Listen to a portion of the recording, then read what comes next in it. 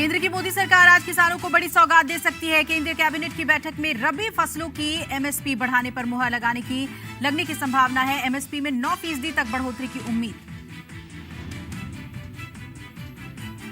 गुजरात में आज से बीजेपी गुजरात गौरव यात्रा शुरू कर रही है। 10 दिनों तक चलने वाली यात्रा का शुभारंभ आज पार्टी अध्यक्ष जेपी नड्डा हरी झंडी दिखाकर करेंगे। 13 अक्टूबर को गृह मंत्री शाह 3 जगहों से यात्रा की शुरुआत करेंगे।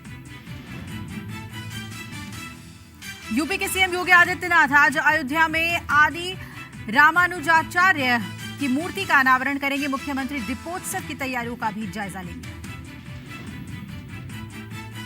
कांग्रेस अध्यक्ष के लिए 17 अक्टूबर को होने वाले चुनाव प्रचार में दोनों उम्मीदवार जुटे हैं। मल्लिकार्जुन खड़गे आज भोपाल और चंडीगढ़ में पार्टी पदाधिकारियों से मिलेंगे। वहीं शशि थरूर आज अहमदाबाद में होंगे। रेलवे में नौकरी के बदले जमीन घोटाले में बिहार के डिप्टी सीएम तेजस्वी यादव के निजी सचिव को सीबीआई ने आज तलब किया। आरजेडी अध्यक्ष लालू प्रसाद के रेल मंत्री काल में यह घोटाला हुआ था। लोकनायक जयप्रकाश नारायण की 120वीं जयंती पर उनके गांव सिताब दियारा पहुंचे केंद्रीय गृह मंत्री अमित शाह ने एक बार फिर नीतीश कुमार को सत्ता का लालची करार दिया। बिहार की जनता को पूछने चाहता हूं, जो जेपी का नाम लेकर जेपी आंदोलन से उपजे नेता आज कांग्रेस के गोदी में बैठे हैं केवल और केवल सत्ता के लिए। गृह मंत्री के बयान पर सीएम नीतीश कुमार ने तीखा पलटवार किया। नीतीश ने कहा कि जिन्हें जेपी के बारे में मालूम ही नहीं, उनकी बात पर क्या प्रतिक्रिया दे। जिन लोगों को आजादी की लड़ाई से भी मतलब नहीं, आज जिसको भला बताइए यहाँ के बिहार के जेपी के नेतृत्व में जो मूवमेंट हुआ, तो आजकल जो लोग हैं सब लोग साथ थे, आजकल कुछ से कुछ बोलते रहता है, इसी चक्कर में कि कुछ जगह मिल जाए। अमित शाह ने लोकनायक जयप्रकाश नारायण की प्रतिमा का अनावरण किया। अमित शाह ने 14 फुट ऊंची प्रतिमा पर पुष्पांजलि अर्पित की। कहा, मोदी सरकार सर्वोदय के सिद्धांत पर चल रही है। विदेश मंत्री एस जयशंकर ने चीन के साथ सीमा तनाव को चिंताजनक बताया है। चीन के साथ 2.5 साल बेहद तनावपूर्ण संबंध। सीमा पर 40 साल बाद हुए खूनी संघर्ष में हमने 20 सैनिकों को खोया। सिडनी में एक कार्यक्रम को संबोधित करते हुए जयशंकर ने कहा, संयुक्त राष्ट्र सुरक्षा परिषद में हमारी एंट्री समय और वैश्विक हालात की जरूरत है। सुप्रीम कोर्ट का आज मैरिटल रेप पर अहम फैसला आ सकता है। उच्चतम न्यायालय तय करेगा कि पति पत्नी के बीच जबरन संबंध दुष्कर्म माना जाए या नहीं। दिल्ली हाईकोर्ट के अलग अलग फैसलों के बाद मामला ऐसी पहुंचा था। वाराणसी के अदालत में ज्ञानवापी परिसर से मिले कथित शिवलिंग की पूजा पाठ को लेकर दायर याचिका पर आज से नियमित सुनवाई होगी। कलकत्ता हाईकोर्ट ने इकबालपुर में हुए सांप्रदायिक हिंसा को लेकर याचिका दायर करने की इजाजत दे दी है। रविवार को मोमिनपुर इकबालपुर में हुई हिंसक झड़प में अब तक 41 लोगों को गिरफ्तार किया गया है। इंटरनेशनल मॉनेटरी फंड ने मंगलवार को 2022 में भारत की विकास दर को घटा दिया है। आईएमएफ के मुताबिक विकास दर 6.8% रहने का अनुमान है। जुलाई में विकास दर 7.4% रहने का अनुमान था। गुजरात के कच्छ में बीएसएफ ने 2 पाकिस्तानी मछुआरों को गिरफ्तार किया है। वायुसेना की निगरानी अभियान के तहत इन दोनों को इलाके में देखा गया था। प्रधानमंत्री नरेंद्र मोदी ने उज्जैन में ज्योतिर्लिंग महाकालेश्वर के नए परिसर महाकाल लोक का लोकार्पण किया। कार्यक्रम में सीएम शिवराज सिंह चौहान समेत 200 संत शामिल हुए। रक्षा सूत्र से बनाए गए 15 फीट ऊंचे शिवलिंग की प्रतिकृति से मोदी ने रिमोट के जरिए जैसे ही आवरण हटाया, आध्यात्म का यह नया आंगन सभी के लिए खुल गया। पीएम मोदी ने महाकाल के गर्भगृह में विशेष पूजा अर्चना की। महाकाल को चंदन, मोगरे और गुलाब की माला अर्पित कर जनेऊ चढ़ाया। सूखे मेवे और फल का भोग लगाया। पीएम मोदी ने वस्त्र भी भेंट किए। पीएम ने नंदी के सामने बैठकर शिव की साधना की। पीएम ने महाकाल को चंदन का लेप किया। शिवलिंग के दक्षिण में बैठकर रुद्राक्ष की माला से 3 मिनट तक जाप किया और ध्यान भी लगाया। महाकाल लोक प्रोजेक्ट 2 फेज में 856 करोड़ रुपए की लागत से डेवलप किया जा रहा है। इसके जरिए 2.8 हेक्टेयर में फैला महाकाल परिसर 47 हेक्टेयर का हो जाएगा। महाकाल लोक 946 मीटर लंबा कॉरिडोर है, जहां से श्रद्धालु गर्भगृह पहुंचेंगे। महाकाल परिसर का विस्तार 20 हेक्टेयर में किया जा रहा है। ये यूपी के काशी विश्वनाथ कॉरिडोर से 4 गुना बड़ा है। उज्जैन के महाकाल लोक में पीएम मोदी ने कहा, महाकाल लोक में साधारण कुछ भी नहीं, महाकाल लोक में सब कुछ अलौकिक है। महाकाल के आशीर्वाद से काल की रेखाएं मिट जाती हैं। पीएम मोदी ने कहा, महाकाल की नगरी प्रलय के प्रहार से भी मुक्त है। उज्जैन भारत की आस्था का केंद्र है। पीएम बोले, भला ऐसे कैसे हो सकता है कि महाकाल बुलाएं और बेटा ना आए। महाकाल लोक के उद्घाटन के बाद मध्य प्रदेश के सीएम शिवराज सिंह चौहान ने कहा, अद्भुत महाकाल लोक बना है। पीएम मोदी के नेतृत्व में भारत निर्माण हो रहा है। पंचतत्व में विलीन हुए मुलायम सिंह यादव, नम आंखों से मुलायम सिंह यादव को अंतिम विदाई दी गई। मुलायम सिंह यादव के अंतिम संस्कार में पूरा सैफई उमड़ पड़ा। अखिलेश यादव ने सारी रीति रिवाज और राजकीय सम्मान के साथ अंतिम संस्कार किया। अखिलेश ने मुलायम सिंह यादव को मुखाग्नि दी। इस दौरान कई गणमान्य लोग भी मौजूद रहे। सफाई के मेला ग्राउंड में दी गई मुलायम सिंह यादव को अंतिम विदाई। मुलायम के अंतिम दर्शन के लिए दूर दूर से लोग पहुंचे थे। लोगों ने नम आंखों से मुलायम को दी विदाई। रक्षा मंत्री राजनाथ सिंह, जया बच्चन, अभिषेक बच्चन, तेलंगाना के सीएम के चंद्रशेखर राव, राजस्थान के सीएम अशोक गहलोत और बिहार के डिप्टी सीएम तेजस्वी यादव सीधे अंत्येष्टि स्थल पहुंचे। कई दूसरे राज्यों के सीएम भी मुलायम सिंह यादव को श्रद्धांजलि देने पहुंचे। शरद पवार, कांग्रेस के मल्लिकार्जुन खड़गे, छत्तीसगढ़ के सीएम भूपेश बघेल ने अखिलेश से मुलाकात करके उन्हें ढांढस बंधाया। मेला ग्राउंड में अंतिम दर्शन के बाद धरतीपुत्र का पार्थिव शरीर मुखाग्नि स्थल पर पहुंचाया गया। इस दौरान नेताजी अमर रहे, जब तक सूरज चांद रहेगा मुलायम तेरा नाम रहेगा के नारे गूंजते रहे। अंतिम दर्शन को उमड़ी भीड़ से शिवपाल यादव ने एक शांति बनाए रखने की अपील की। दोनों डिप्टी सीएम ब्रजेश पाठक और केशव प्रसाद मौर्य सैफई मेला ग्राउंड पहुंचकर मुलायम सिंह को श्रद्धांजलि देने पहुंचे।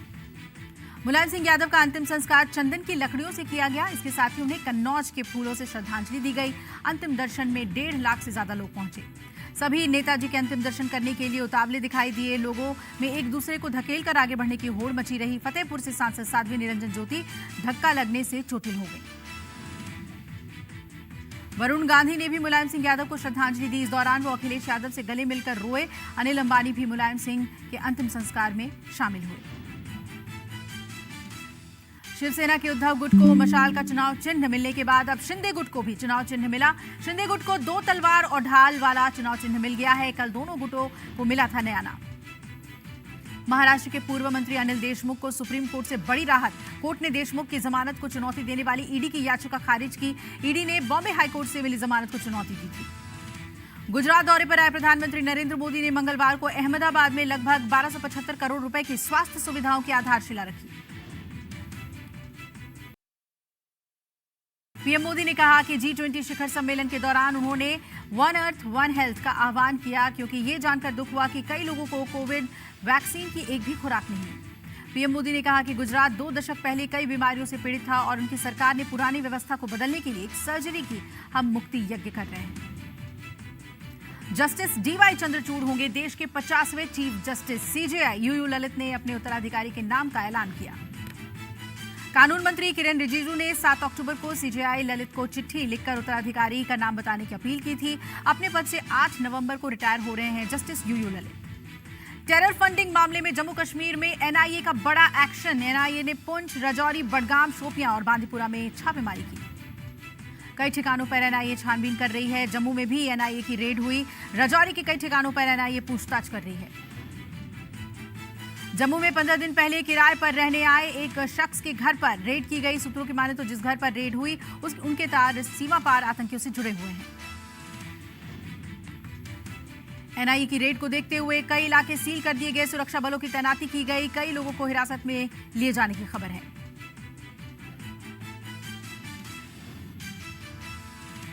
बिहार में स्पेशल विजिलेंस यूनिट ने पूर्णिया के SP दयाशंकर के कई ठिकानों पर रेड की है। IPS दयाशंकर पर आय से अधिक संपत्ति रखने का आरोप है। स्पेशल विजिलेंस यूनिट ने भ्रष्टाचार अधिनियम के तहत FIR दर्ज की। कोर्ट से सर्च वारंट मिलने के बाद कार्रवाई की गई। दयाशंकर 2016 बैच के IPS अफसर हैं। छत्तीसगढ़ के रायपुर, दुर्ग, रायगढ़ और महासमुंद में कई ठिकानों पर दबिश दी गई। 3 IS समेत कोयला कारोबारी के ठिकानों पर ईडी ने छापा मारा। पश्चिम बंगाल के मोमिनपुर में धारा 144 लगाई गई। 2 दिन पहले 2 समुदायों के बीच झड़प के बाद मोमिनपुर में पुलिस की टीमें तैनात हैं। मोमिनपुर हिंसा के सिलसिले में अभी तक 41 लोगों की गिरफ्तारी हो चुकी है। इलाके में बड़ी संख्या में देसी बम बरामद किए गए हैं। पेट्रोल बम भी बरामद हुए। शिक्षक भर्ती घोटाले में टीएमसी विधायक माणिक भट्टाचार्य गिरफ्तार। ईडी ने लंबी पूछताछ के बाद माणिक भट्टाचार्य को गिरफ्तार किया। माणिक भट्टाचार्य बंगाल शिक्षा बोर्ड के पूर्व अध्यक्ष भी रह चुके हैं। गिरफ्तारी प्राथमिक शिक्षकों की नियुक्तियों में अनियमितताओं को लेकर की गई है। मुरादाबाद में भारी बारिश के कारण जल भराव हुआ, जनजीवन अस्त व्यस्त। गोरखपुर में तेजी से बढ़ रहा है राप्ती नदी का जलस्तर। निचले इलाकों में रहने वाले लोगों को सुरक्षित स्थान पर जाने के निर्देश दिए गए। लगातार हो रही बारिश की वजह से ब्रह्मपुत्र नदी का जलस्तर बढ़ा। डिब्रूगढ़ के कई हिस्सों में जल भराव हुआ। उदयपुर में भारी बारिश के बाद तालाब का जलस्तर बढ़ा। पर्यटक उठा रहे हैं मौसम का लुत्फ। देहरादून में ब्यासी के पास तेज रफ्तार कार खाई में जा गिरी। एसडीआरएफ की टीम ने 3 लोगों को रेस्क्यू किया।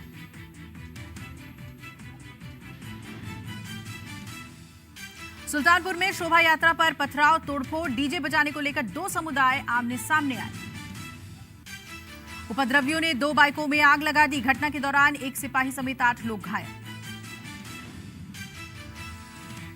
पत्थरबाजों ने यूपी 112 की पीआरवी भी क्षतिग्रस्त कर दी। स्थिति संभालने के लिए पुलिस ने आंसू गैस के गोले छोड़े। हरदोई में लव मैरिज से नाराज लड़की के भाई ने युवक को गोली मारी। आरोपी मौके से फरार। गंभीर हालत में युवक को अस्पताल में भर्ती कराया गया, जहां उसकी हालत नाजुक बनी हुई है। पुलिस ने आरोपी को जल्द से जल्द गिरफ्तार करने की बात कही। दिल्ली के न्यू अशोकनगर में जोरदार धमाका। 16 साल का किशोर गंभीर रूप से घायल हुआ। अस्पताल में कराया गया भर्ती। शुरुआती जांच के मुताबिक किशोर विस्फोटक को फोड़ने के लिए खोखले पाइप में कुछ पदार्थ भर रहा था, तभी ये ब्लास्ट हुआ। आरा में एक युवती की गोली मारकर हत्या। पुलिस ने मामला दर्ज कर आगे की कार्रवाई शुरू की। फिलहाल युवती की नहीं हो पाई पहचान। संयुक्त राष्ट्र में भारत ने एक बार फिर रूस के खिलाफ वोट किया है। यूक्रेन के 4 हिस्सों को मिलाने को लेकर रूस ने गुप्त मतदान की मांग रखी थी। भारत सहित 107 देशों ने इसके खिलाफ वोटिंग की। अमेरिका के कैलिफोर्निया में सिख परिवार का अपहरण कर हत्या करने के आरोप पर फर्स्ट डिग्री हत्या का केस तय हुआ है। आरोपी जीसस साल्काडो को दोष सिद्ध होने पर मौत की सजा हो सकती है। लंदन हाई कोर्ट में मंगलवार को $2 अरब के पीएनबी घोटाले के आरोपी नीरव मोदी पर अहम सुनवाई हुई। भारत भेजे जाने पर आत्महत्या के आशंकाओं को लेकर नीरव और अभियोजन पक्ष के वकील में बहस हुई। अमेरिका की पहली हिंदू महिला सांसद तुलसी गबार्ड ने मंगलवार को अपनी पार्टी से इस्तीफा दे दिया। तुलसी ने डेमोक्रेटिक पार्टी पर कुछ एलीट वर्ग का दबदबा होने का आरोप लगाया। तुलसी पहली बार 2013 में प्रतिनिधि सभा के लिए चुनी गई थी। किंग्स चार्ल्स तृतीय की ताजपोशी अगले साल की जाएगी। 6 मई 2023 को ताजपोशी की तारीख तय की गई है। शाही समारोह वेस्टमिंस्टर एबे में आयोजित किया जाएगा। बेलारूस के राष्ट्रपति अलेक्जेंडर लुकाशेंको ने कहा कि रूसी सेनाओं को बैरक और अभियान छोड़ने के लिए जमीन मुहैया कराएंगे। बेलारूस के फैसले पर नेटो ने जवाबी कार्रवाई की चेतावनी दी है। संयुक्त राष्ट्र की बैठक में यूक्रेन ने रूस को आतंकवादी राष्ट्र कहकर संबोधित किया। यूक्रेनी राजदूत ने कहा कि आतंकी राज्य को दुनिया में अलग थलग करने के लिए बाकी देशों को भी आगे आना होगा। रूस ने मंगलवार को अमेरिका के टेक दिग्गज मेटा को आतंकवादियों और चरमपंथियों की सूची में डाल दिया है। मेटा इंस्टाग्राम और फेसबुक की मूल कंपनी है। पाकिस्तान के पूर्व प्रधानमंत्री इमरान खान पर फिर गिरफ्तारी की तलवार लटक रही है। पीटीआई प्रमुख सहित कई नेताओं पर गलत तरीके से विदेशी चंदा लेने का संघीय जांच एजेंसी ने केस किया है। बाढ़ के बाद स्वास्थ्य चुनौतियों से घिरे पाकिस्तान ने भारत से 71 लाख मच्छरदानी खरीदने का फैसला किया है। एक मीडिया रिपोर्ट में विश्व स्वास्थ्य संगठन के जरिए पाकिस्तान भारतीय मच्छरदानी हासिल करेगा। पाकिस्तान के स्वात में स्कूली वैन पर हुए हमले के खिलाफ लोगों ने इस्लामाबाद मार्च की चेतावनी दी है। गुस्साए लोगों ने हमलावरों की जल्द से जल्द गिरफ्तारी की मांग की है। सोमवार को हुए हमले में 2 बच्चे घायल हुए थे। पाकिस्तान के सिंध प्रांत के हैदराबाद शहर में एक हिंदू लड़की का अपहरण कर लिया गया। पिछले 15 दिनों में चौथी हिंदू लड़की का अपहरण हुआ है। अपहरण फतेह चौक इलाके से हुआ। ईरान में महिलाओं के अधिकारों की बात करने वाली महिला पत्रकार निलोफर हमीदी को बिना किसी आरोप के जेल में डाल दिया गया।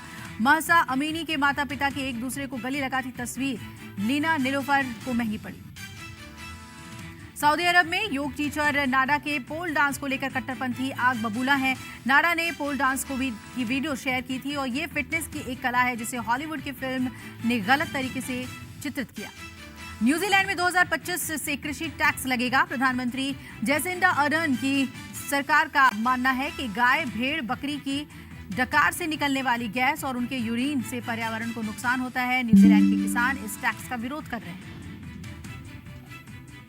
चीन में ओमिक्रॉन के 2 नए वेरिएंट का खतरा बढ़ गया है। विशेषज्ञों के मुताबिक नए वेरिएंट अत्याधुनिक संक्रामक है। दोनों वेरिएंट चीन के कई राज्यों में फैल चुके हैं।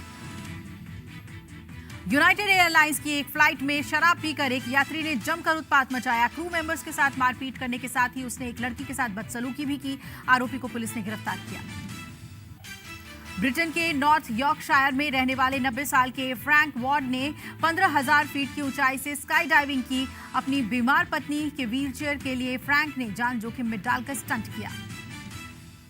बीसीसीआई के नए अध्यक्ष रॉजर बिन्नी होंगे। 1983 वर्ल्ड कप की विजयी टीम के सदस्य थे रॉजर बिन्नी।